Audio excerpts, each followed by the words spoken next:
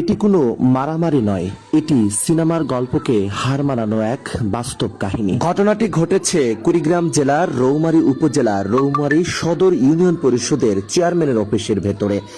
কুড়িগ্রামের রৌমারীর পদ্মারচর এলাকার কবির হোসেন আর বাউই গ্রামের জুই আক্তার দুজনকে মন প্রাণ দিয়ে ভালোবাসে। দীর্ঘদিন ধরে চলছিল তাদের এই পবিত্র ভালোবাসাটা।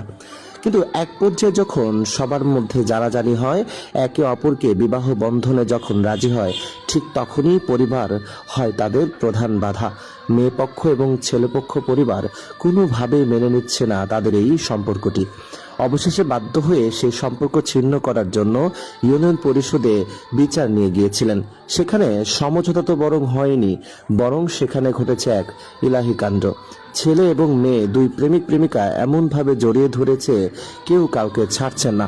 প্রয়োজনে জীবন দিবে, তবুও কোনোভাবেই যেন তারা দুজনকে ছাড়ছেন না। এরপর আঘাত করছেন, মারছেন, দুই পরিবারই ধস্তাধস্তি করছেন দুজনকে ছিন্ন করার জন্য। কিন্তু দুজনকে এমনভাবে বুকে আঁকলে দিয়েছে, বুক থেকে যেন ছাড়বেই না।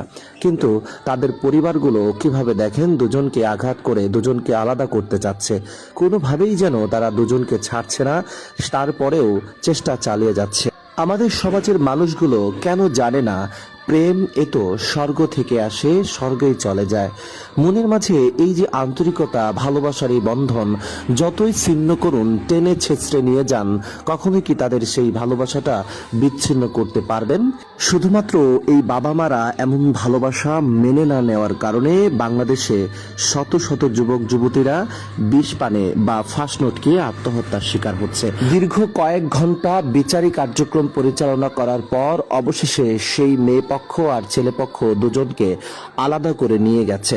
দিন শেষে তারা ভিন্নভাবে থাকতে পারবেন কিনা প্রশ্ন আপনাদের উপর রাখছি। এই যে টানা হেচ্ছা করে ছিঁড়ে ছিটতে নিয়ে গেল, পারবেন কি তাদের দুই আত্মার এই মেলবন্ধনটাকে বিচ্ছিন্ন করে দূরে রাখতে?